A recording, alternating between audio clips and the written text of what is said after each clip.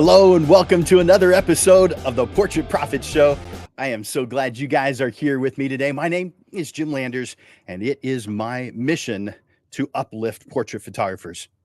Man, we sometimes could really use a little bit of that because we're out there, we're working hard, and sometimes we are just struggling. And so to have a little bit of help on the business side sure can make a big difference. Each week on the Portrait Profit Show, you get tips and systems on the business side of photography designed to help you gain a mastery over marketing and sales, reducing the struggle that most photographers face so you can finally get what you deserve. This show is for photographers who feel they have something to learn on the business side. If that's you, well, you're in the right place. Welcome to the Portrait Profit Show. The Portrait Profit Show is brought to you by Digital Pro Lab and Landers Photography School. For Digital Pro Lab, Amanda and her amazing, wonderful team, they are the best at what they do. They are career people. And because they love what they do, they make you look like a hero. If you haven't already, go to digitalprolab.com so that you can experience the difference. And of course, for Landers Photography School, myself, I teach photography classes, both on the photography side and on the business side, but I do spend a lot more time teaching on the business side because, well, we photographers could use a little bit of help. Too many of us are struggling rather than succeeding. And so I help in lots of different ways, from the basics to the more advanced. Reach out to me, Jim at landersphotoschool.com. Jim at landersphotoschool.com. Now, I want to encourage you to make comments and ask questions throughout the discussion today. Do me a favor, go over to the comments section right now and enter in hashtag live. That way, I know that you're watching us live today. And for those who are watching the replay, please comment hashtag replay if you're watching it later. But for right now, enter in hashtag live so that I know who's here.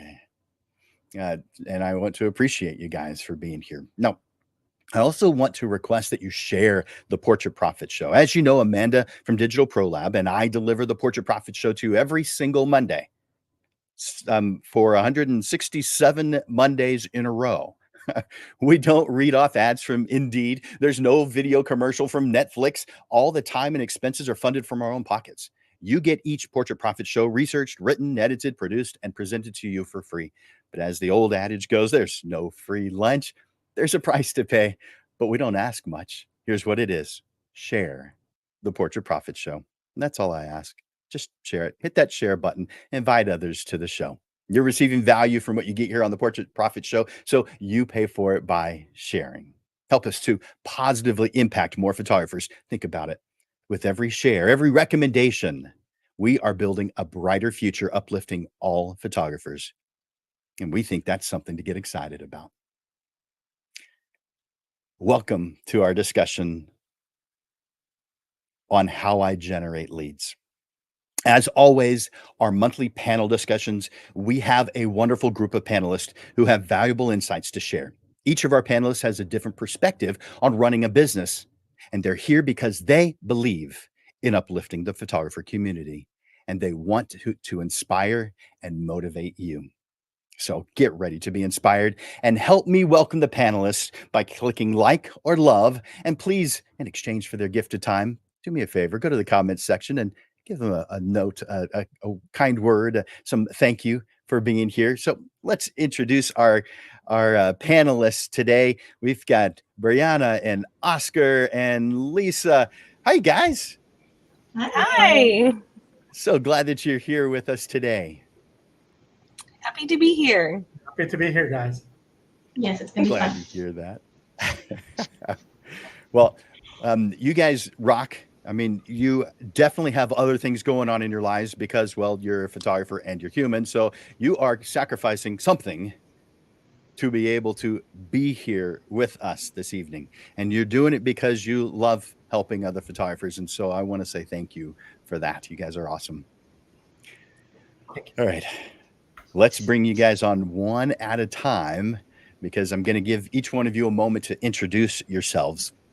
and then we'll get into the questions. So let's start off. I'm going to take Lisa off the screen and Oscar off the screen. Let's see. And I have just Brianna here with me. I'm going to make you bigger on the screen. There we go. Brianna, how's it going today? I'm so glad you're here. It's going great. Thank you so much for having me. I'm very happy to be here. Of course. Hey, can you tell us a little bit about you and what you do, who you are? Yes, of course. So I am Brianna Salinas. I own Brianna Salinas Photography. I've been doing photography for about 6 years, and I have had my business for about 4 years. And it's been a very, very interesting journey. Definitely, for sure, been a very interesting journey. I was inspired by my family to make this business. It was during the drastic changes of the COVID pandemic in 2020, before I was going towards a medical career. And the pandemic changed a lot in my life, and I consider it a blessing in disguise. One of my biggest successes that I've had in this business is being able to work from home. I have two little kids. I have a boy and a girl, and they're very young. And I've always wanted to be able to be a part of their lives as much as I can. And being able to work from home and create a career out of that has just been amazing.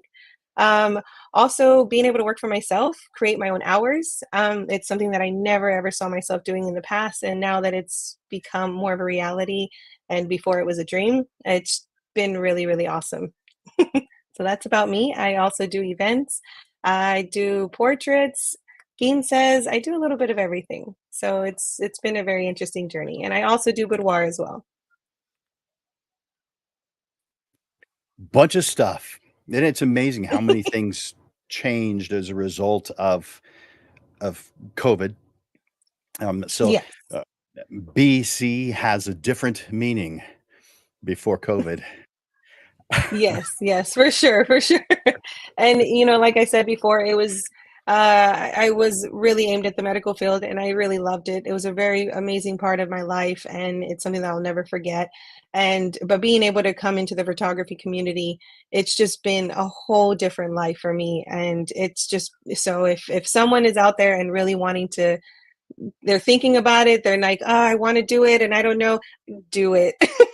You will, I think, really finding your passion in different career fields is just a really big way to just kind of express yourself in your work.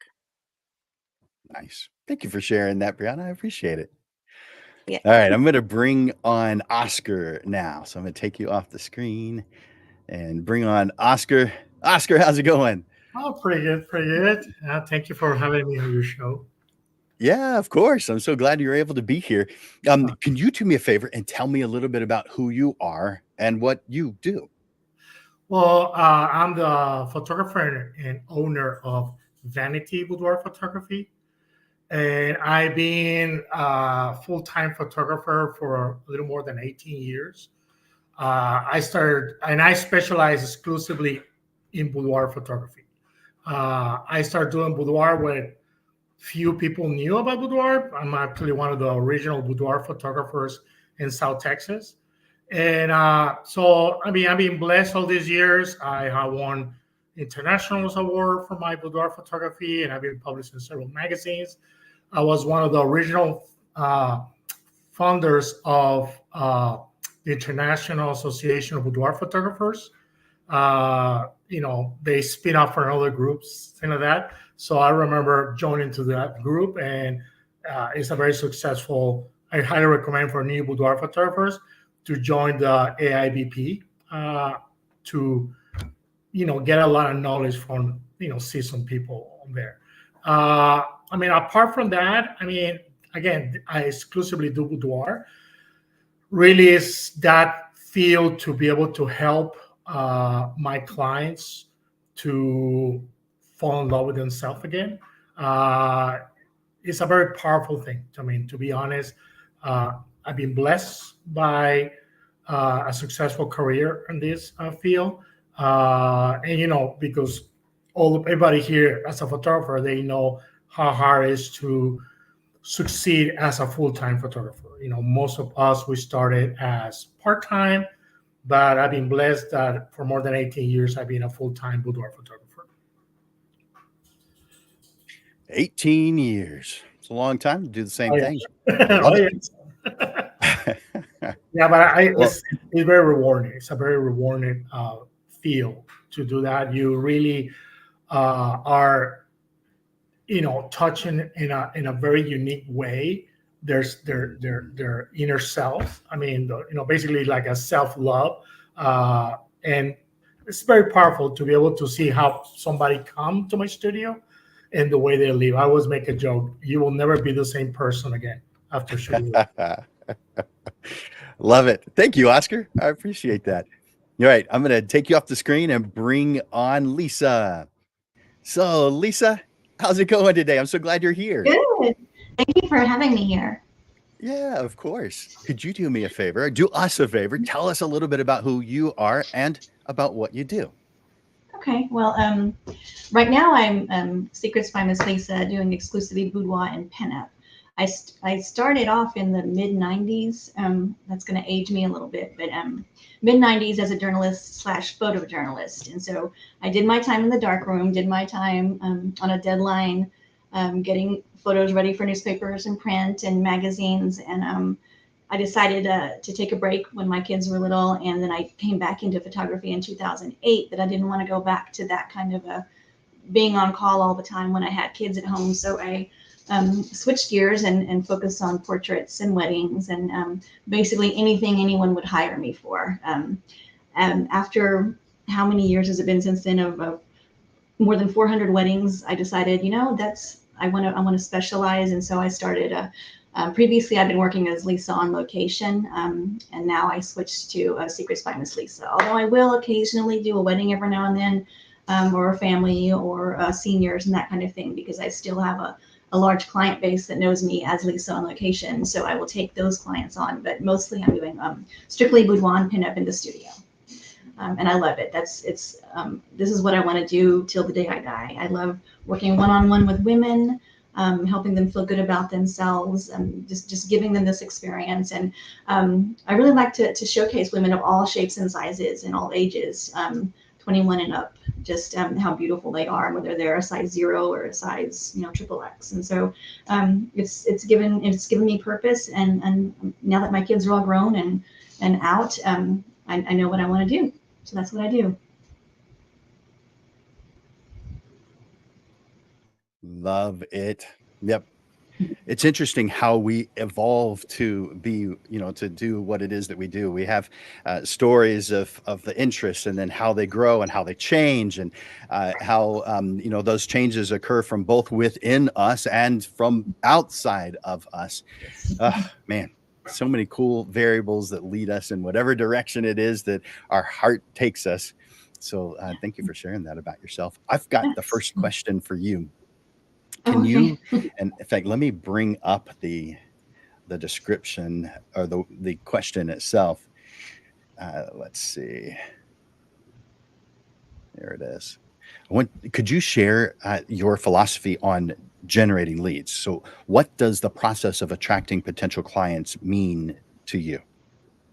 Well, I mostly focus on building relationships. So one client comes in, she has a positive relationship, she feels wonderful about herself, so she goes out and she tells all her friends. And so I build a client base that's kind of all interconnected, because they all know each other through some way, because I've touched one of them or touched their friends in such a way that they felt they could trust me with something very intimate for them. And so relationships is my philosophy: build relationships. Well, that makes a lot of sense. I mean, with the kind of work that we do, that's an important thing to do. I guess there are types of photography where that wouldn't make as much of a difference, but based on what you described about what you do, that's an incredibly important thing. So yeah, makes a lot of sense. Thank you for sharing that. I appreciate that, Lisa. All right, I'm going to ask that same question now let's see, I'm going to ask that of Brianna. So I'm going to take you off and bring her on. All right, Brianna. You probably heard that question already, but I'm gonna say it again just in case, and I'll put it up on the screen too. Let's see. I keep moving things around, so I want you to share your philosophy on generating leads. I mean, what does that actually mean to you? leads are potential clients or prospects? How do you describe them? What does it mean to you? Well, Lisa kind of said the first part of it. Honestly, my philosophy is not only to deliver high quality photos to you and your family, but to also have a connection and a relationship with that client, in order to really see what they're envisioning and what they're really envisioning and what they want in a session. It's going to really help you to get to making and building that relationship with them. Also, getting involved with your community and other photographers and and business owners as well, to really just kind of have an open mind and always keep that open mind. But for the most part, yes, she said it: building relationships, connections, and making sure you really connect with that client. Yeah, and I definitely like that. Uh, is there? Uh, well, I'll ask that question in a little bit, but that was fantastic. I appreciate you sharing that about how you run your business. I had another follow-up question, but it's what I'm going to be asking later, so I'll wait. I'll wait. Thank you so Okay. much for answering that question. I'll see you back in just a little while. I'm going to ask that same question now of Oscar. So, Oscar, can you share a little bit about your philosophy on generating leads, and what does the process of attracting potential clients mean to you? Sure. Again, both panelists are right. I mean, you always need to create a connection with your clients. Okay, that's crucial for a successful boudoir session. They need to be that trust relation between the client and myself. But one thing that I always try to kind of differentiate a little bit is I try to make myself unique. Okay, so I try to provide the clients not just beautiful imagery, but also I have to provide them a luxury experience. So this is basically try to get that. I mean, even in my marketing pieces, everything I do, I always use the phrase to provide a boudoir experience. So that unique concept will create the word of mouth that the clients will use to again bring more clients. You know what I mean? So yeah, that unique feel, like a little more kind of unique experience. Because in any field, that's what you're trying to be different. You're trying to be unique. You're trying to be the best of your field, and so that's what I do. Yeah, I like that. It's similar. You guys are similar, but you each have your own slightly different approach or different way of thinking about it. Your philosophies are similar, very similar, but they're also slightly different because of the goals that you have in mind. So thank you for sharing those. The next question is for you, Oscar, Okay. and let's bring it up on the screen. By the way, as I'm doing that, you guys, if what they're sharing with you is resonating with you, let me know in the comments. You can just say the word yes if you want to, or you can say what it is that's resonating with you, what you're hearing, what you're seeing, that you can relate to. Let me know in the comments. And of course, I invite you to hit that like and love button every time you hear something that they like, that you guys like, that they are saying.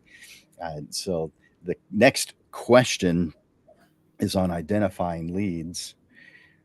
And let's see. There we go. What are some of the most effective channels that you have used or explored for identifying your leads? I think that it kind of shift a little bit through the time. I remember when I first started doing it, I was like, my website was the main source of leads for me. Uh, but then they're still there. I still get some leads from my website, but everything is shifting more to Instagram, and probably the last one will be Facebook. But yeah, one time when I started doing this many years ago, website and Facebook were big. Now I see that most of my leads are coming from Instagram. Even that there is a lot of challenges. I've been probably shadow banned by Instagram for ages, and I still getting some leads coming from Instagram. I mean, of course, but I mean, there's networking events. They're also good, but I tend to be a little more recluse. So I'm always kind of surprised when I go to a place and people know about me. I'm always like, okay. I mean, I'm in my studio or shooting. I mean, but so I always get pleasantly surprised, to go to an event and people recognize me or people know about me. But that's basically it. I think, again, one time right now, Instagram and website will be the two channels that I get the more leads. Yeah, thank you for sharing that. Do you actively pursue those, or that's just how it's evolved? It's just the way it evolves. I mean, it's basically, especially in my field, boudoir, there is a lot of experts that they say that you have to touch, in digital visual fields, the client multiple times. So the funny thing is that I get clients today that have been following me for 5 years. Okay. So you can never know when they're going to be ready, because this is a big step for them. So you need to be, so you need to always be providing the quality imagery, things that is your brand that they want. That's what they follow you.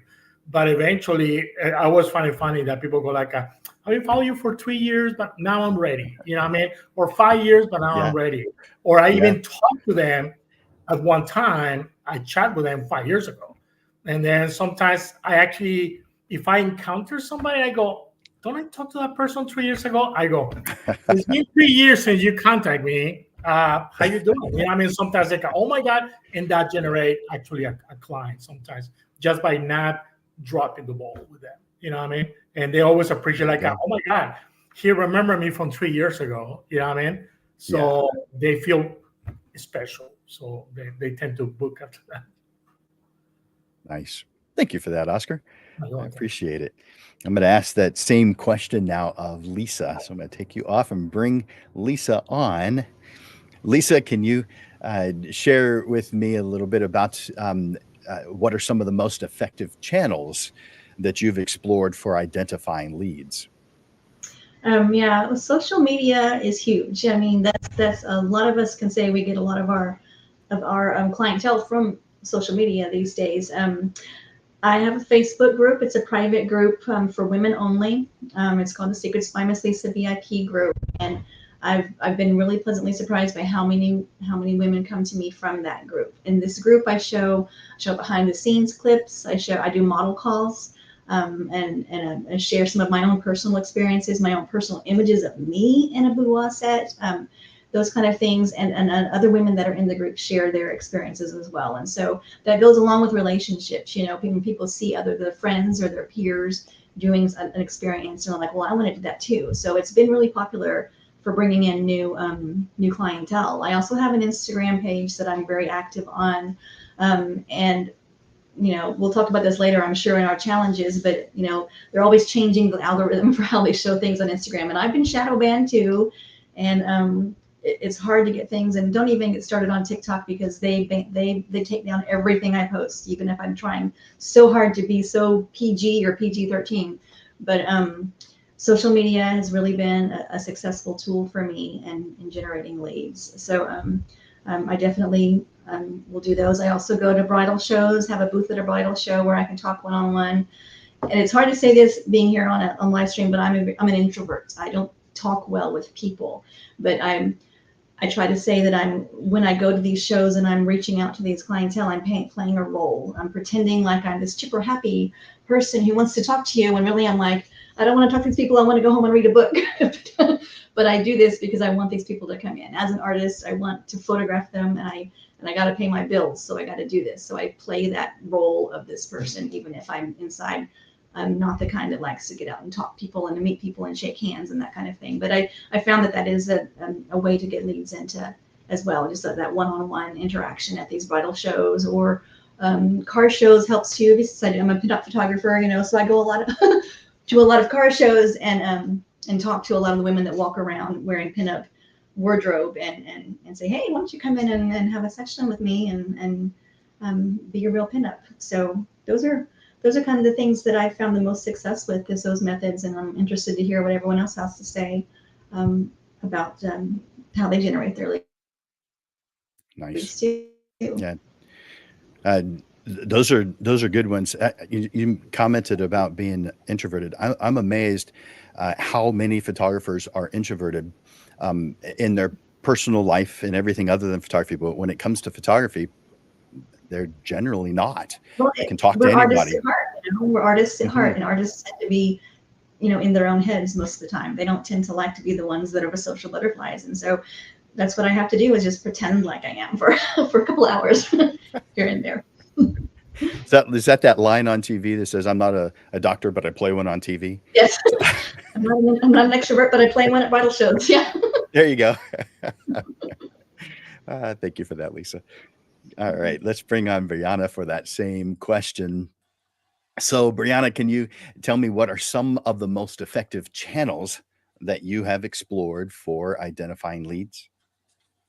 Yes, well, one of them was Facebook, of course, social media, but also knowing how to use it as well. Like Lisa mentioned, she has her own personal group that she, is able to connect with her clients, which is great. Also, there are many other groups. And so it just really depends on what your business is what kind of business you're trying to bring in. So, as for me, being a wedding photographer and a portrait photographer, I'm a part of groups where you can, it's basically like groups where they just specifically you're looking for a wedding photographer, you're looking for certain vendors to go ahead and complete your wedding day, but also being a part of different other applications. So there are one helpful tool that I've actually seen is Thumbtack, and it's basically an app where you can go and you can find different trade professionals, and a lot of times those are really helpful because people are going to look up your zip code, and you can put in your information there. So that's a really good way to get leads around your area. Also, I'm a part of an organization. You can get a part of different organizations. I'm a part of the Texas Wedding Guide, and that has really helped me to generate leads within the field that I want, which is specifically boudoir and wedding photography and events. So that definitely helps out a lot. Another thing is getting involved with your community. So basically, going around the area that you live in, looking at different venues and looking at, like, hey, introducing yourself and really getting out there and not being afraid to step out of your comfort zone. Um, I think that helps out because anytime that these venues are trying to show their venue off, they can give you a call and say, hey, can you come over to our open house? And there's a great way to meet people, right? And, just like Lisa said, bridal shows, but you can also go to different events where it's, focuses on events, quinces, and weddings and things like that. So just being really open and just kind of going with seeing what works for you. So you've got a lot of channels that you're working with. That's a good I thing. do. I'm trying. So, But I mean, one of the those. one thing I will, I'm so sorry. Go ahead. No, you're good. I want to hear you. No, being that it's, this is the business side is very new to me. So I'm having to see, you're gonna fail in certain parts where, like Oscar said, see it all just really depends on where your marketing is at. Sometimes you're gonna feel a little overwhelmed, but you just need to just kind of rethink everything. Okay, where do I need to be at? Maybe I should try to change things. So having a lot of different ways to generate leads, going to open houses and really getting involved with your community, being a part of these Facebook groups and organizations and things like that can really help you to generate multiple leads from different places. Great. That makes a lot of sense. So now we have listed several of the channels that you use. And by the way, you guys watching, if you've got any questions for our panelists, feel free to ask them in the comments section. And by the way, because of recent changes on Facebook and other places other social media channels that we are simulcasting to, we don't receive all of your messages anymore. Sorry about that, but we do receive some of them. In fact, quite a few of them. I think there's 4 of the 8 places that we are simulcasting to that we still get the messages from. So ask those questions in the comments, and if I see them and I like them, I might bring them up on the screen and ask our panelists about them. But we've now listed several of the ways that you are using, some of the channels that you're using to generate leads. I want to know, how do you leverage those digital marketing tools like social media or SEO or email marketing to generate your leads? You might share a specific campaign that proved to be particularly successful, but can you share with me, how do you leverage these marketing tools? Well, on that one, it was really just trying to keep up the marketing side, being able to market yourself through your website, Instagram, and all of these can get a little overwhelming whenever you're the only one doing it. So really just trying to find different ways. Like for one of the things that I learned was, when I was getting a lot of leads at one time, I was getting all of these phone numbers and emails, and my thought was to call all of these numbers. And it actually wasn't the best thing for me. I was spending a lot of time calling and on the phone and trying to reach out to these clients, and it really wasn't the best way for me to do that.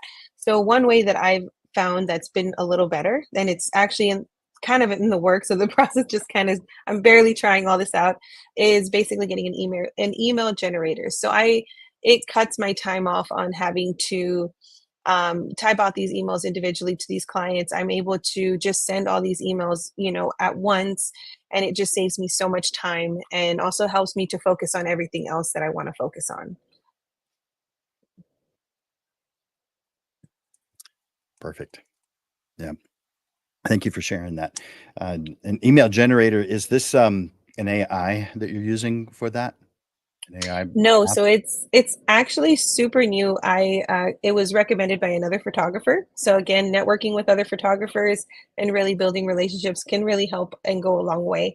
It's called Clavio, and it's very new to me. I mean, when I mean new, it's new. So if anyone has any questions, I can definitely even answer questions after I kind of used it for a good while. I can let you know how the reviews go on that. But as of now, I'm building everything at this moment, honestly. So you're hopeful. It looks good. Yes, again, it's a way that I'm trying to, you have to really just be really open, and it's okay if things don't go if things don't go your way, it's okay. Just try to find another way and reach out to your community, your photography community, and your mentors. Makes sense. Well, thank you for that, Brianna. I appreciate it. Let's ask that same question now of Oscar. So, Oscar, we had you list the social media channels that you use. Can you give us an idea of how you use them? Not just the list, but how you use digital marketing tools like social media, SEO, email marketing, whatever tools it is that you use to generate leads. Can you give us an idea of how you're using them? I mean, it's kind of complicated because, again, especially in my field, I mean, like the other panelists, uh, there's no standard in social media. I mean, they look like, to be honest, it's almost like you feel like you're a boudoir photographer and you have a target on your back, because even if you try to like place an ad, most likely they will get shut down, right? So for me, there's one point that I just don't care anymore about the shadow banning and just trying to provide the best product, the best images possible into my existing social media. Okay, definitely. So that's on the actual social media, digital marketing stuff.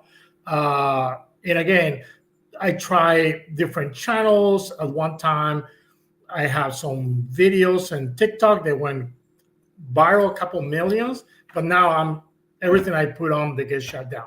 So it's kind of, I cannot even tell you like a success story per se.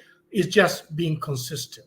I mean, keep providing good product, good images, because eventually that, I mean, I see people like they see me online on my product and they tell their friend to their friends. So sometimes I get people, basically because we don't have no help from social media about showing our product, people will tag their friends and they will tell their friends about me, about the product that I gave them, the experience. That's basically, I mean, I don't have an incredible successful way to tell you about social media. It's just keep consistent, keep producing great product, great images, and eventually people will see you and turn around and come back to you. So you've got the keep on keeping on, don't give up philosophy. Oh yeah. And it works. I mean, when you have an end, you have a goal in mind and you're heading towards it, just like on a road trip, you've defined where it is you're going. You just keep on going down that road. And yeah, there may be some construction along the way and maybe even a detour. There's going to be some exits that you're going to have to take to get gas or to get some food, but just keep on the road and you'll eventually get to where you're going. Is that right? Is that your philosophy? Yeah, because I mean the problem is, honestly, you feel target. I mean, I feel target, and not just me. Most of the boudoir photographers I know, we feel target. So if we were going by the feeling of being attacked or not being recognized, I should quit many years ago. You know what I mean? So that's what I'm saying. You're providing good service. You're helping your female clients. So don't give up. Just do it because that's the right thing to do. Because even that there's no help at all. I mean, there used to be years ago, but this day and age, I see it in all the professional boudoir groups. Everybody's being hammered by social media. And again, there's no standard. There's no way to appeal it. So, from one way you have, images that are almost like an X-rated and they have millions of views. And you go, really? And then I put a very vanilla image and they get shut down. So you go, you know what? I just give up from that point. So if you're doing it for the right reasons, don't give up. Just keep producing and giving the great experience to your female clients. Thank you, Oscar. I appreciate that. All right, I'm going to ask that same question now of Lisa. Bring Lisa on. So, Lisa, can you tell me about, you've listed several of the channels that you use to help generate leads. Can you tell me how you're using those channels to generate leads? Well, I think the others did a good job of talking about those. One thing that nobody's mentioned is SEO, and I know that's part of it. How do you get that SEO working for you? And I'm proud to say, when you enter New Braunfels Boudoir Photography, I'm #1 because I busted my butt getting my keywording down. Okay, so every single image that I produce through Lightroom, I use Lightroom and I keyword everything: boudoir, sexy images, women, confidence, women's confidence, women empowerment. All these words I've keyworded into every single image I create. And so a lot of these, I mentioned the model calls earlier. I never put an image out there without a signed model.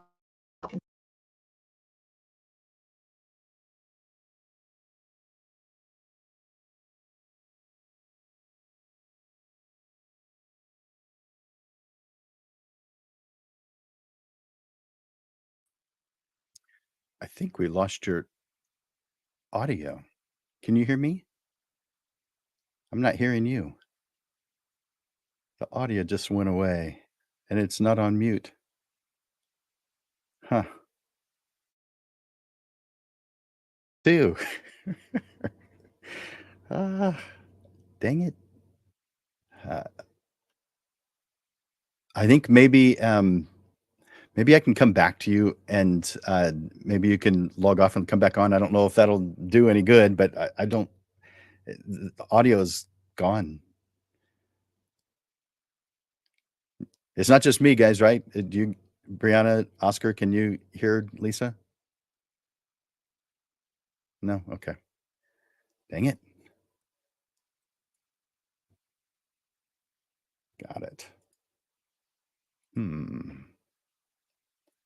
Hearing anything, and it's not on mute.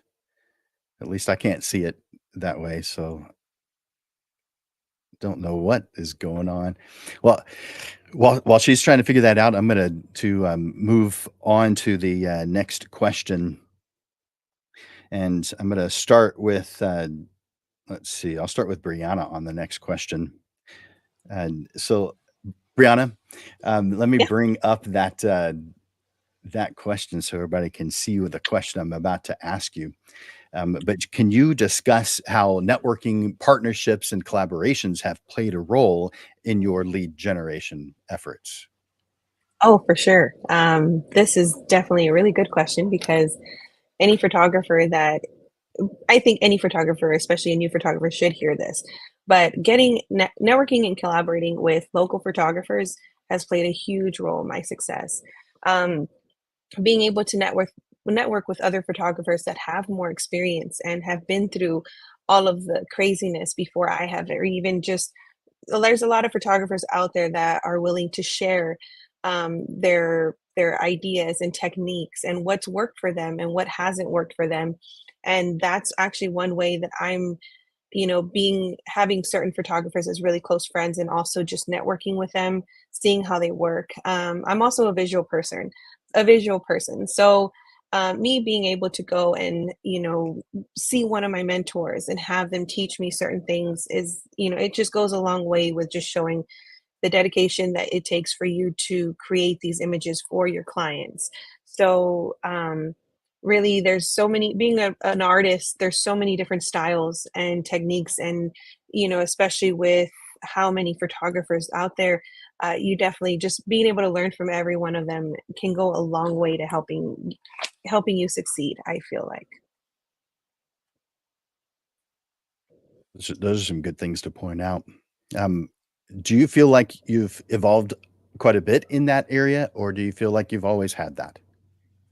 I feel like I've always had it, but also there's photographers that can explain things differently. So maybe sometimes a way a photographer can teach you one way and someone else teaches you another way. You can kind of Yeah. build what and see what works for you.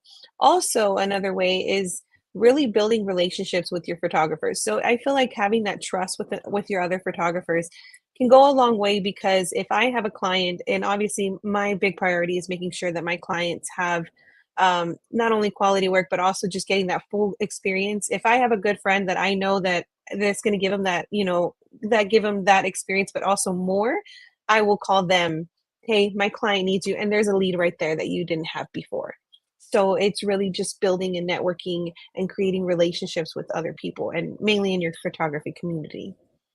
Nice. Thank you for sharing that, Brianna. I appreciate it. I'm going to go back to Lisa and see if we have our audio concern fixed. We'll find out in just a moment. Thanks, Brianna. So, Lisa, can we hear you now? I don't know. I logged out and then logged back in. Am I Yes, back? we can hear Okay. you. Okay. I don't know what happened. I know there's been some sun surges, and so Wi-Fi's been kind of wacky the past couple There of you go. but, Uh, but I was well, talking about, yeah, go ahead. go ahead. Oh, I was talking about the SEO. I don't know if y'all heard me, but I keyword everything.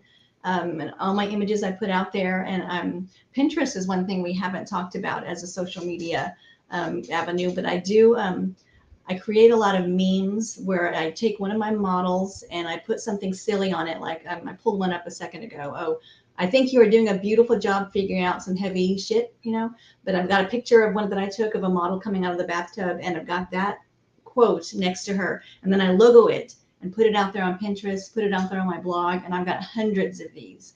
And so a lot of times people will post on social media these little memes, and there it is. My logo is getting shared over and over again, along with all that keywording that I embedded into it. And so stuff like that kind of helps. Google's always looking for keywords. Google's always looking for stuff like that.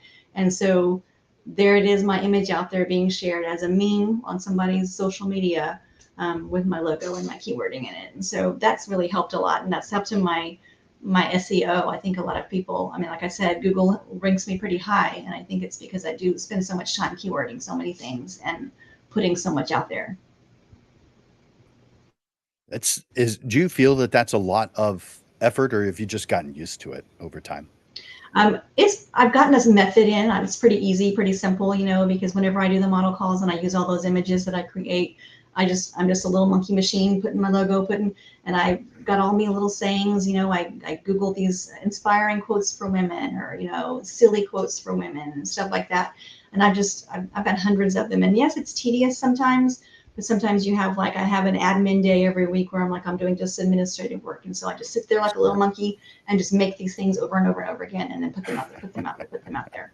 And yes, it does get tedious, but Google appreciates it because Google rewards you by having all that, that they can show people. So whatever I'm doing has got me up there at the top of the search engines. So yeah, I'll take an extra few minutes every now and then to do some of those things. Yeah. Nice. Thank you for sharing that. So I've got the next question for you. In your lead generation efforts, can you discuss how networking and partnerships and collaborations play a role? Well, yeah, I mean, what I like to do, I like to network with other businesses, other photographers. We've talked about them, and I've gotten a lot. Some of my best friends are other photographers, and we say community over competition, because we do share a lot of ideas. We share clientele sometimes, but also, with the local stylists, the hairstylists that come into my studio, they turn around and tell their other clientele about me. Nonprofit groups that I get involved with, where I'll volunteer with.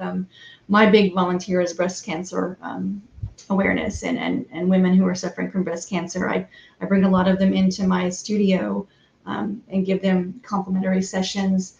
And then they share these sessions, and then I share these sessions of women with double mastectomies, loss of hair, those kind of things.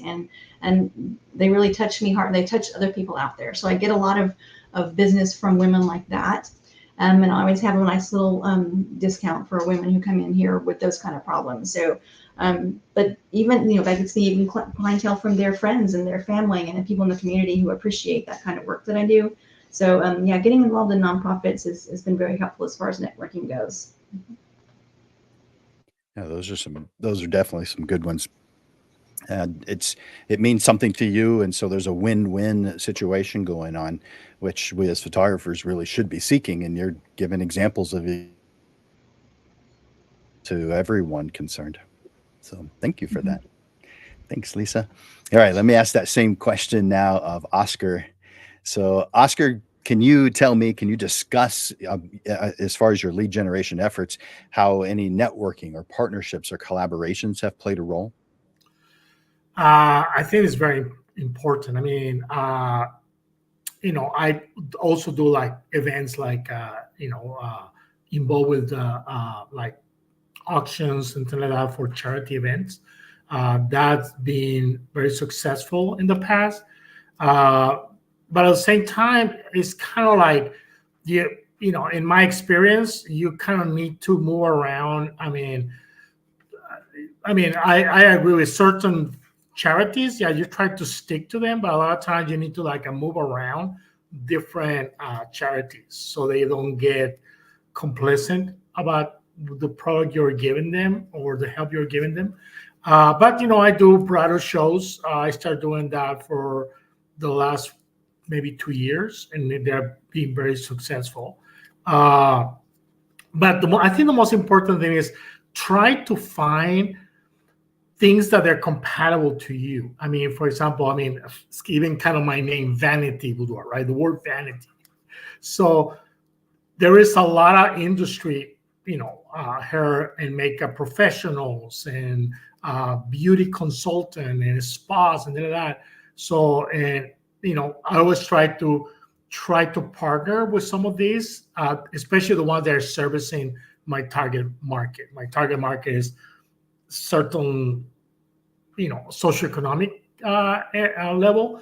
And so I look for where they are. I mean, I learned that years ago from my mentor, Chris Amel, that say, well, you need to find where your ideal client goes. And so I try to target wherever they are, to try to generate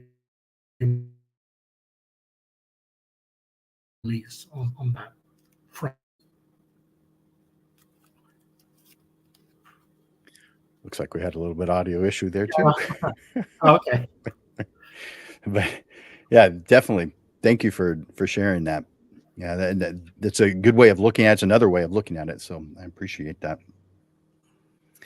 So, Oscar, I've got the next question for you. This is a client experience type of question. How do you use the client experience to generate new leads? Now, you and I have talked about that a few days ago, but share that with them. How do you have any specific methods for encouraging referrals or repeat business? Well, I mean, I think it's crucial the client experience, the boudoir experience that I provide to the clients, because I want you to think for a second, like the first time you have or you saw somebody with a gadget, an iPhone, an Android phone, a new type of laptop, a new type of TV screen, right? When you buy it and you are so happy with that product, you just, I wish I had stock in some of these gadgets, like actually stock, because I always recommended this product, right? So it's the same thing with boudoir. You need to give them an amazing product, an amazing experience, and the client will not stop talking about you. They will tell all their friends. They will be very open about what they did. And again, when you tie in that with the right charity events, that give you that kind of like expertise level, on this front. But yeah, definitely another thing that I do, I give my clients a referral fee. Okay, so if they send me their friends, they will accumulate X amount of money for the next session. And it's not about, my clients tend to be a little more well off. It's not really about the money. It's about the price. I don't know if that makes sense. When you make them feel special, like, okay, you send me your friend, you just have more money on your account, for your next session.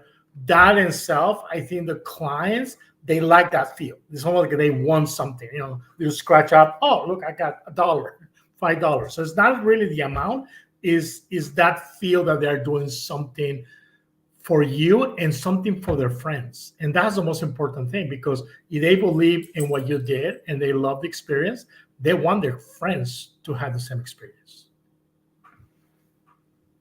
Yeah, that's true. Is that something that you have always done, or something you implemented maybe a little more recently? It's kind of no. It's been around for a couple of years. I mean, it's the same idea, that referral thing. One thing I do is I also have referral fees to other professionals, and that's cash. Clients get credit, but other professionals, because it's your target acquisition. So how much money you're going to spend in ads? And again, I cannot spend money on Instagram and Facebook ads because I'm banned anyway. So I take that money and try to give it to other professionals that will send me their referrals. If that referral becomes a full paid client and so on, they're gonna get a referral credit, a referral for me, but that will be cash. But clients, they actually get credit. Good. And are you using a software program to help you keep track of that? It's not something you can just remember. Well, it's on there. I use a CRM system. There's many up there. Again, I'd always like to be a pioneer instead of that. So I was one of the few hundred people. They start with 17 hats. So there is a field there where I can make notes. So that way there is a reference on who's sending that particular client. That way I can match it with the referral itself. Perfect. Good. Well, thank you, Oscar. I appreciate that. I'm going to ask the same question now of Lisa. So let's bring Lisa back. Let's see. Lisa, can you tell me about how do you use your client experience as a form of marketing, as a form of encouraging referrals and repeat business? Well, I think that in order to give women this experience, I need to give more women the experience so they can talk about it. So every dead season, which is January and August for me, that tends to not get a lot of clientele group and on my email list. And basically a model call is, they don't have to pay my usual session fee, but they do have to pay the makeup artist. So it's a reduced rate to get into the studio. And I tell them, you're working for me. I need content. I need behind the scenes footage, which I did turn around and make reels for IG and for Facebook and for TikTok if they'll play them. And I get all this content and all this stuff, and then they love it so much. A lot of them end up buying images. So I do sell to them. Sometimes they don't buy anything, but that's okay because I've already got what I want from them. I've given them the experience, I've got the content, and then they go then and they tell their friends about it. So January and August, which are normally dead seasons for me anyway, for boudoir, have become so busy because I've got all these models coming in that think, oh, I'm getting a good deal. I get a free shoot, and in some respects they do, because they only have to pay for the hair and makeup. But then they end up buying from me anyway, so it wasn't really a free shoot. And plus I've got that content that I can use all year long. So I've got behind the scenes footage, and these are normal women. These aren't glamorous, supermodels. These are normal women, normal sizes. They just had a baby. They've got extra fluff, and they're sometimes they're feeling really low about themselves, and they get this experience, and then they go out there and I talk about it. So the rest of the year, oh, you shot my friend in a model call, so I'm coming to you now. I saw what you did for my friend, and she posted her images on Facebook, so now I'm coming in. And they never would have come in if I hadn't done the model call. So that's been really successful for me in generating leads. Wow, thank you for sharing that.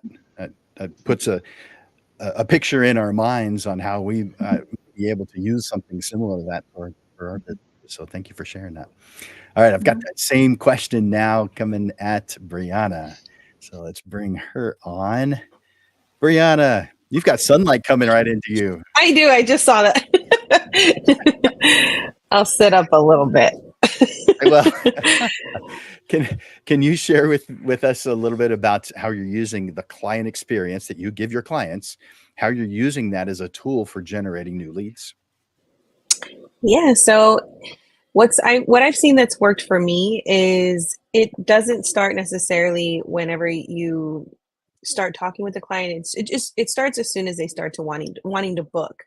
The experience that you give to them, whether it's, instead of just kind of texting them, you can, create a web chat. You can, meet with them in person, and showing them that you have that time that you're going to make for them to really just to show them how you're going to be putting them as a priority. Making them, it's not really, like Oscar said as well, it's not just providing the high quality work, it's really connecting with your clients. It just goes back to that main thing, is building a relationship with them to see what they're envisioning, in order for that to happen. And whenever you do that, you're able to create that art and that work that they're wanting, and that's what can help you stand out. But also it helps to create the word of mouth. I had an amazing session, and you start to get different word of mouth. You start to get leads that way. So it's also a great way that I use personally, and I've seen it help a lot.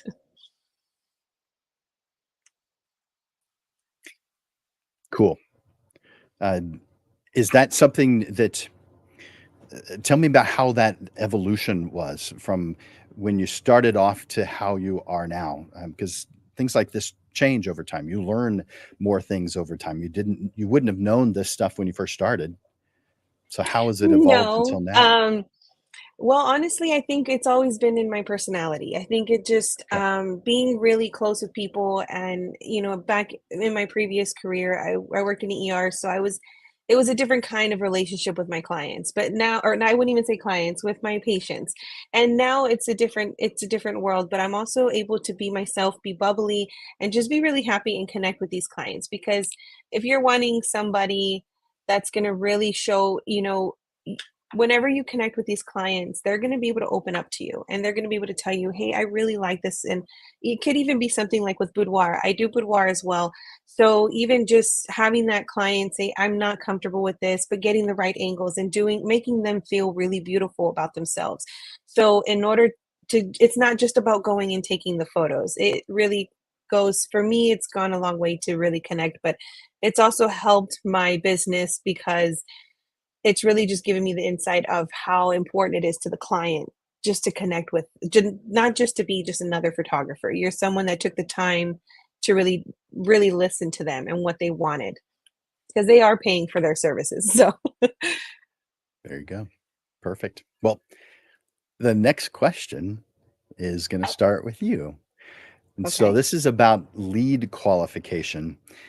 So I want to know how you qualify your leads to focus your efforts on the most promising prospects. So what criteria do you use to determine a good fit for your photography services? And before I let you answer that, I want to make sure that all the viewers are understanding a qualified lead is someone that matches your target market description. So you may think that, well, it's someone who likes what I do, who likes me, who's willing to do business my way, who can afford to do my business with me. You get to define, of course, what your target market description is, but how do you qualify your leads to focus your efforts on just those who are the most promising? Because you can waste a lot of time with people who aren't going to ever be your client. They aren't the right fit. How do you deal with that? Well, whenever I go to an open house and I see a client, I first ask them the basic questions, because you don't want to spend a lot of your time on clients that are also looking for, they really aren't a match for you as well. So if the clients don't fit whatever you're trying to accomplish, then it's not going to be, it could be a waste of time. So the way I do things, whenever I have a client, I'm at a wedding show, the first thing I ask is, when is your date? Do you have a venue? And kind of seeing that part of it. If you can ask those basic questions, hey, my date's this date and you're already booked. Okay, I'm sorry. You get to pass the client on to another photographer. It's more of just knowing where you're at and what kind of clients you're trying to attract to make sure that you generate an active lead, and to make sure that they also are not wasting their time and you're going and saying this whole speech and about how you want to be booked with them and everything. So it can help just really connecting with that client as well, and asking the right questions.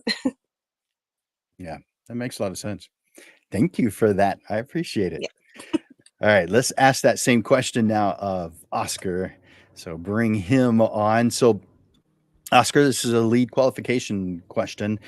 How are you causing your leads and the people you actually work with to be good quality leads, qualified leads for you? How are you focusing those efforts so that you are working with just the most promising prospects and not wasting your time with those who aren't going to do business with you or who you don't want to do business with? I mean, that's a very tough one because, I mean, for many years, was, a lot of waste time.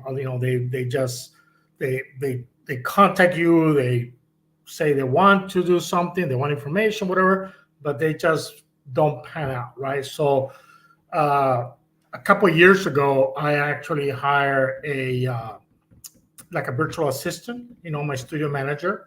So she's in charge of contacting the inquirers, the clients, the leads. Okay, and she do the initial weed out of these people because, I mean, there's a couple of factors. First of all, this day and age, people don't like to talk on the phone. I love to talk on the phone. I love to talk in person with somebody. I hate just texting. So what happened is, and also I'm a male photographer. So when somebody contact me to one of the lead captured funnels, I was the one trying to make the call, trying to make the connection.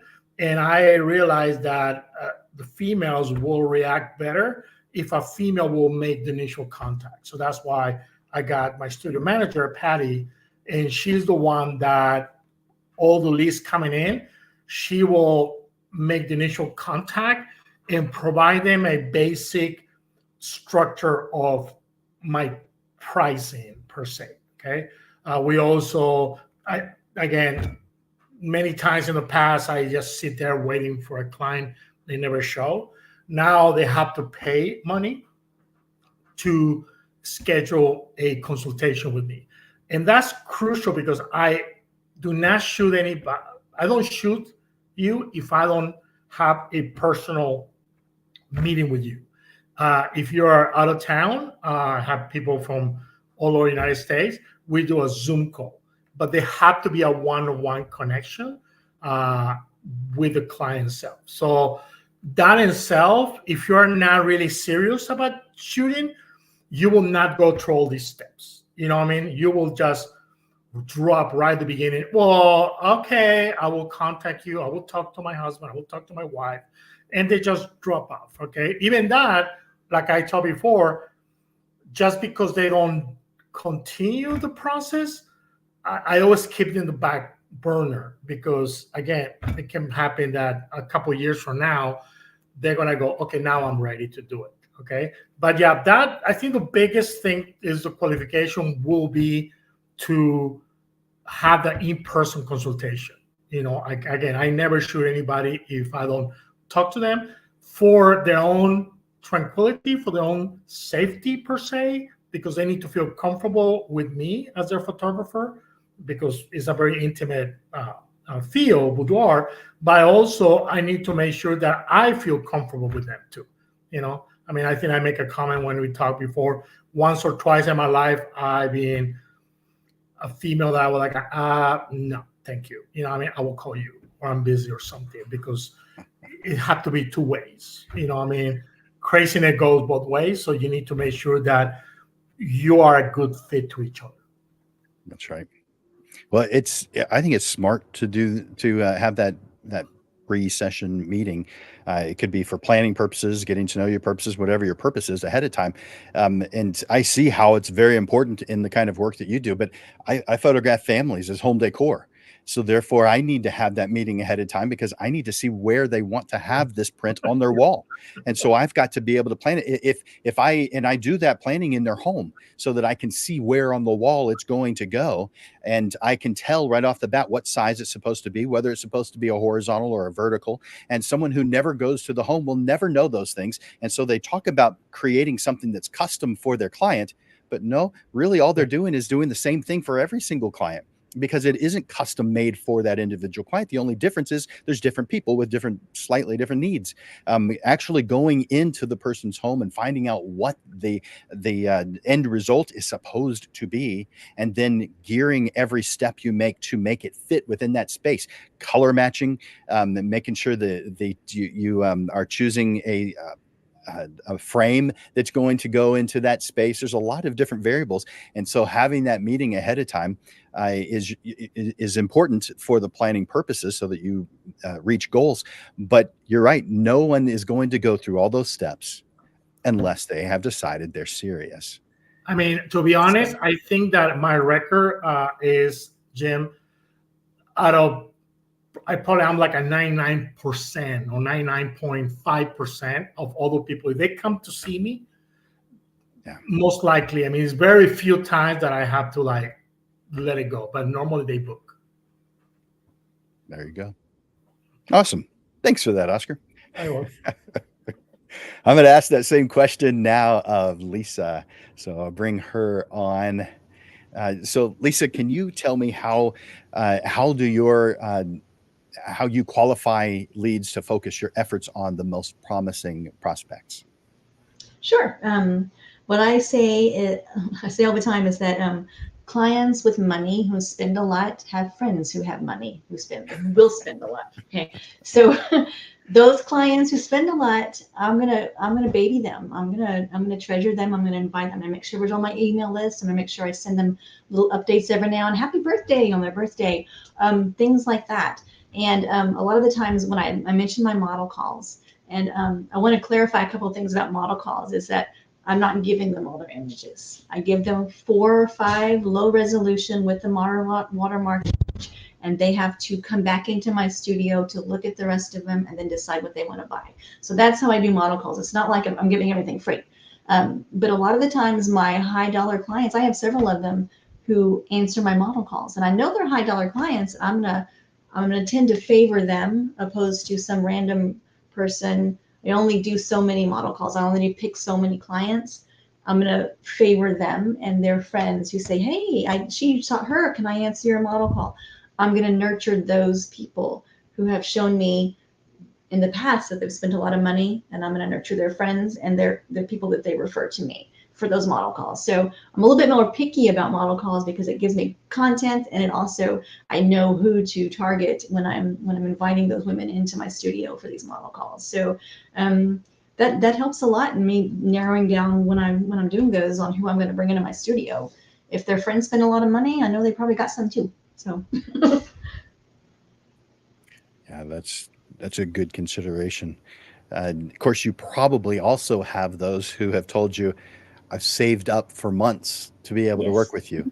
And yes, so, I have those. Yeah. how do you attract them as well, or are they just attracting themselves? You're not really. It's a side effect. It's not really something that you're It is a targeting little bleed over, specifically. because like I said, I have that VIP group and I have the mailing list. And so women who are in that, who see that, and they know that I charge this much because I don't make it a secret about how much it is. And so I Good. do have those that come in. Sometimes even the women who don't make a lot of money come in and say, "Oh, I can't afford that." And I'm like, well, it's convenient that I have a payment plan because I do. And so I do have a payment plan for those, and I'll work with them and I'll say, this is your budget. Okay, this is what I can give you for that budget. So, Yeah. and if you want this, I'd be happy to put that on layaway for you. And here's my payment plan contract. I love the payment plans because that's a monthly charge that I know I'm going to get every month. And so, like you said, businesses, they fluctuate. Some months you're like, oh my God, somebody call me. And some months you're like, I don't have enough time to do all this. Those payment plan clients, I love them because every month I know I'm getting those payments from those from those payment plans. So Are you yeah. are you automating those with a credit card, or are you allowing them to pay with a check or bring in cash?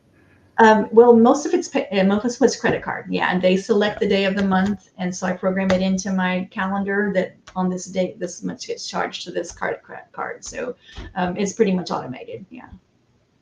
And it's a different business models need different solutions, and Yeah. so for mine, that was something that I did.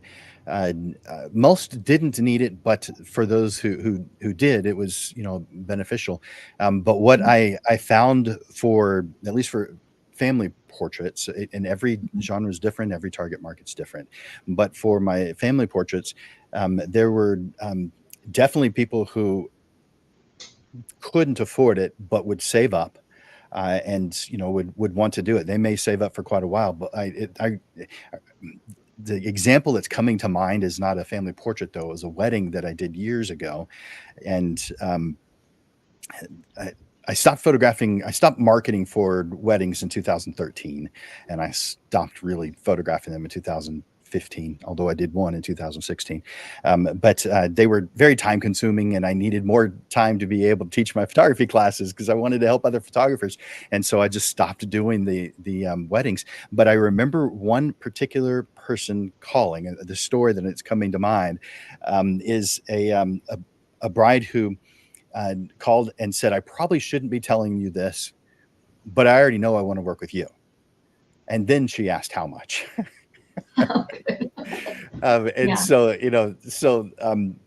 I, of course, I different at that time, I couldn't answer that question just yet. I had to find out what they wanted. I call it finding out what they want in their bag. Like if you go to HEB and you talk to the first person with an HEB name tag on, you don't say how much is a bag of groceries, but you Right. could ask specifically how much is something, or Mhm. where to find that something. And so the analogy that I make is find out how much is in their bag before you give a quote. Find out what they want in their bag before you give a quote. So I found out what she wanted in her bag, and she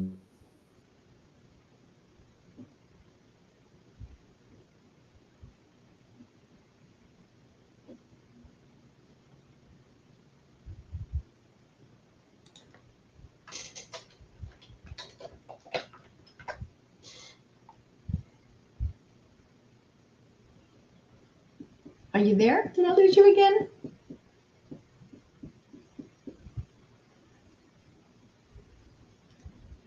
Did I lose you again?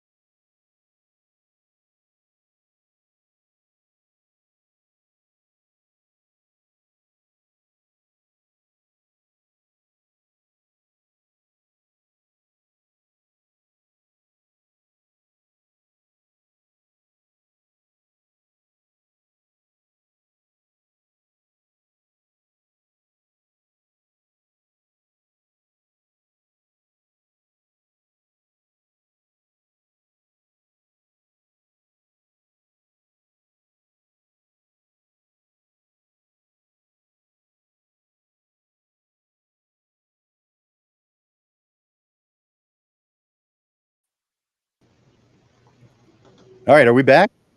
Yeah, I lost you. I was kind of wanting to do a solo here. So So I've got battery backup in here, but our electricity went out. And so oh no. that means even our internet has gone out. And so I'm connecting via my cell phone, a hotspot on the cell phone. So I don't know how much longer that's going to last. I think it's going to last 37 minutes. So Okay, well, we only got 10 or so. So there we go. So we're good. Wow. Oh, I think power just came back on. Well, who knows why stuff like that happens? I think you're right, Lisa. It's the sun flares. So yeah, I think so.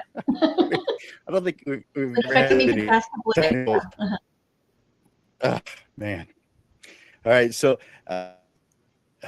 I was thinking about a bride who saved, I told her the total was $4,200 for her wedding, and that was before I increased my prices by quite a bit.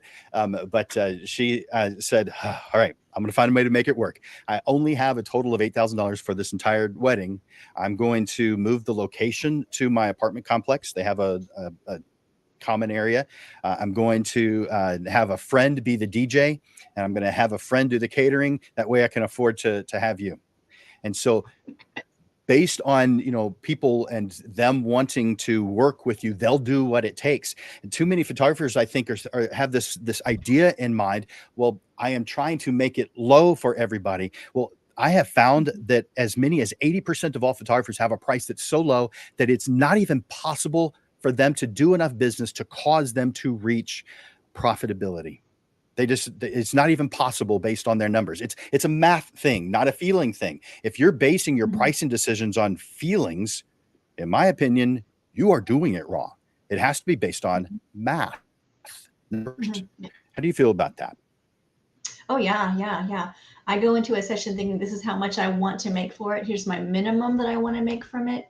And usually I make more. The only exception is the model sessions, because I know those are people that are coming in that may not have money to spend, but I know that they'll spend something. Number one, most of them spend something. And number two, all of them will tell all their friends about it. And so the months after those model calls, I'm getting all their friends calling me, and those aren't free. Those aren't, those are full paid sessions. Yeah. Nice.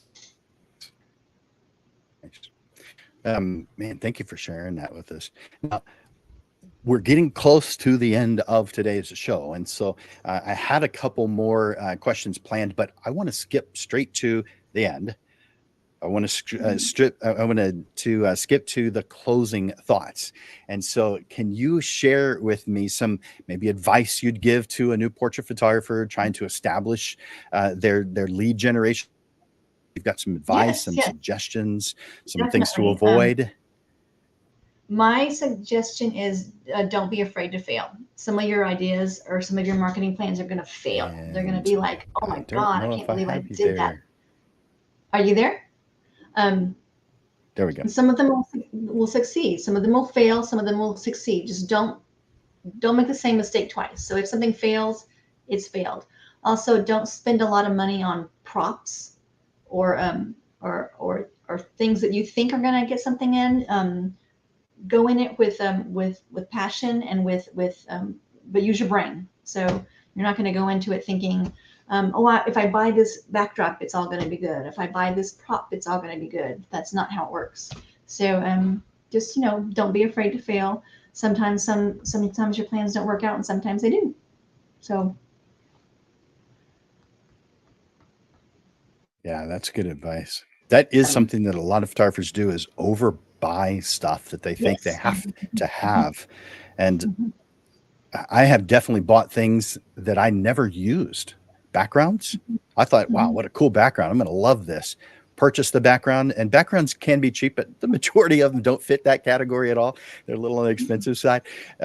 Man, I've given them all away over the years, but I definitely spent money on things that I absolutely thought I needed to have, and I absolutely did not need to have those things. Yeah. So thank you for that, Lisa, and thank you for being here on the show today and sacrificing whatever it is that you would have been doing otherwise. Oh, just supper time, so I'm hungry now. I'm gonna go eat. Yeah, I understand that. All right. Thank you, Lisa. I'm going to bring on Brianna next. So, Brianna, we have reached the end. Can you share some closing thoughts that you have to share with other portrait photographers, maybe even new portrait photographers? Yeah, one of my big ones is don't be afraid to be open-minded and to reach out to people that can help you. One of my big things is also, since I'm new to the business side, I reached out to awesome Jim Landers, and he has helped me a whole lot. Also, taking advantage of getting to know your mentors, getting to know your community, and being a part of all of that really helps and goes a long way. And if you have any questions, you could always feel free to reach out to me directly, and I'd love to answer any more of those questions more in depth. Because you rock. Thank you. Yeah, Brianna and I have talked many times for probably many hours over the years. The past couple of years, I guess, not a huge amount of time, but I definitely always enjoy visiting with you. You've got that smile is like always there. I'm surprised that you don't have some permanent wrinkles right here because of it. Well, just know if you ever come to me for photos, you're gonna get this very smiley, bubbly person in your session. Totally believe that. Totally believe that. Oh man, thank you so much, Brianna. You rock. I appreciate you being here this evening. Thank you. Thank you for having me. Of course. And I'm going to bring on Oscar to share his closing thoughts. So, Oscar, you're full of advice. When we've talked, you've had so much to share and contribute, and you just, you're generous with the information you're willing to share. What advice can you give to portrait photographers who want to do a better job of lead generation? I think the most important thing is show your best. Okay, so it is especially on this field, portrait, boudoir, kind of thing like that. I think that the problem I see a lot of new photographers, they start like trying to do boudoir, portrait, but they are trying to get clients without showing their work.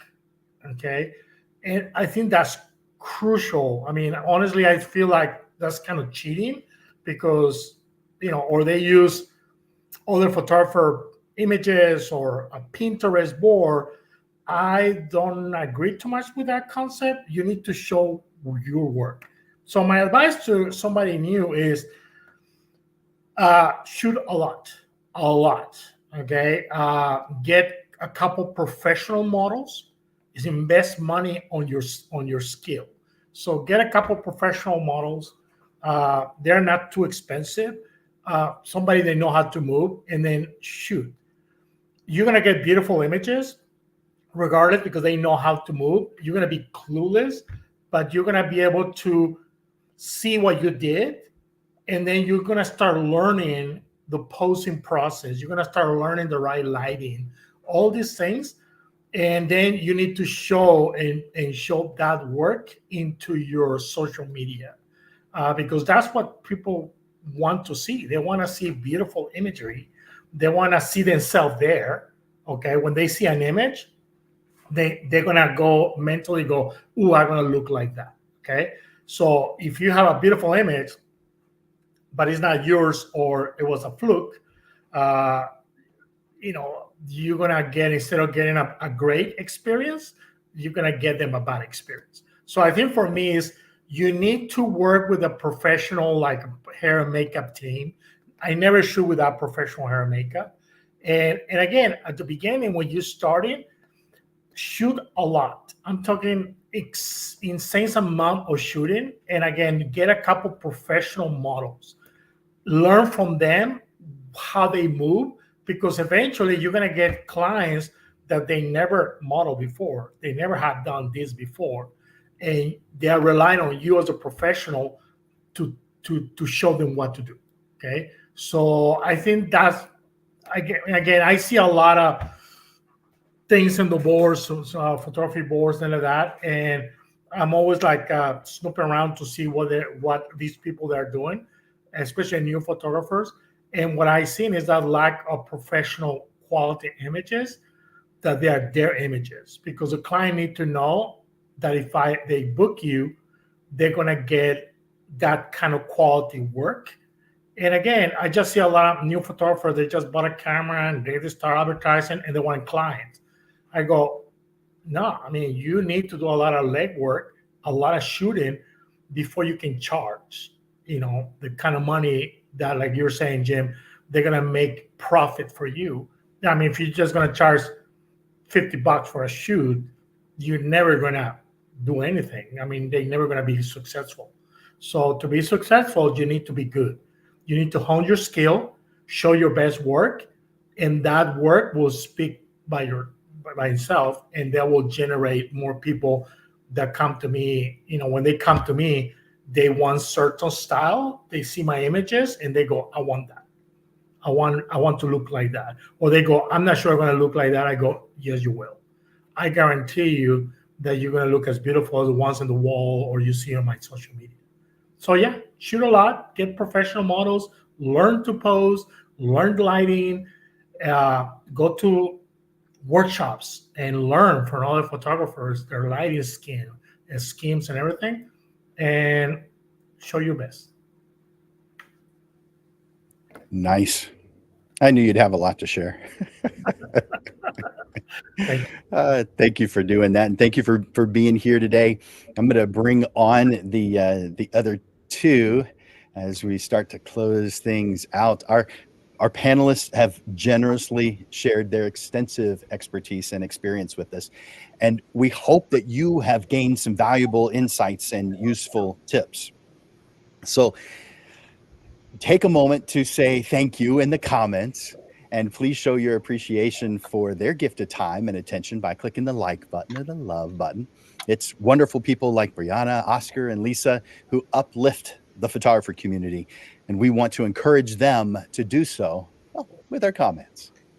I want to thank you guys so much for being here. You are wonderful. I appreciate your generous gift of your experiences and your thoughts and your ideas to help out the photography community. You guys rock. I appreciate each one of you. Thank you. Bye. Bye. Guys. It's been fun. Nice to see you, Lisa. Again, Jim. You too. Nice to meet you, Brianna. Yeah, nice to meet you. Nice to meet you guys. You guys are awesome. Aren't these guys fantastic? Man, we our panelists are fantastic every time. I just love them. They are wonderful. They're helping us out. They're going, above and beyond to do this kind of thing. So panelists, you guys rock. Every single time we have fantastic panelists, and this time is no exception. So thank you guys for being here. Now, I've got a couple of announcements before we close out. If you want to learn more about using your flash, I'll be at Camera Exchange on Wednesday from 1 to 3 p.m. talking about using your flash. So if you want more information on that, just go to camerax.com and click on classes for more information about several of the classes that I'll be teaching there over the next several weeks. If you could use a little help, reach out to me at jim@landersphotoschool.com. jim@landersphotoschool.com. It's what I do full time. If you're feeling the need, if you're struggling, then I'm here full time to help you out. You have no excuses. As you know, the Portrait Photographer Show is the Portrait Profit Show is every Monday. So I want you to take a look at I'm going to share with you the next two classes. Again, we do this every single Monday. It's normally at noon on the second Monday of each month. It's on the second Monday of each month. It's at 6:30 in the evening, like we're doing right now. But all the rest of them are at noon. So next one coming up is on Monday, May 20th. And let me bring that on the screen so you can just see it. There we go. This is on creating a lead generating website. Transform your website into a lead generating powerhouse. On this episode of the Portrait Profit Show, you'll get unique strategies that will attract a steady flow of qualified leads, ensuring your photography business thrives. And let me put that on the screen while I'm doing that. And that's supposed to be small. There we go. So that's on May 20th. Create a lead generating website. Put it on your calendar. And then, of course, to round out this month, we have how I stand out from the crowd. Despite your hard work and dedication, it seems like you're just part of the crowd. In this episode of the Portrait Profits Show, we'll break free from the ordinary, empowering you to craft a standout brand that gets you noticed and celebrated. May 27th, how I stand out from the crowd. As we bring today's show to a close, I want to express my deepest gratitude to our distinguished panelists for sharing their wisdom and experiences. Their journeys as professional photographers have opened our eyes to new paths for our own success. Their stories of overcoming obstacles and implementing solutions serve as our own inspiration. They've shown us that our connection to our work and our clients is deeply rooted in dedication, persistence, and craftsmanship. Photographers, lens legends, let their stories be a reminder that our profession is more than capturing moments.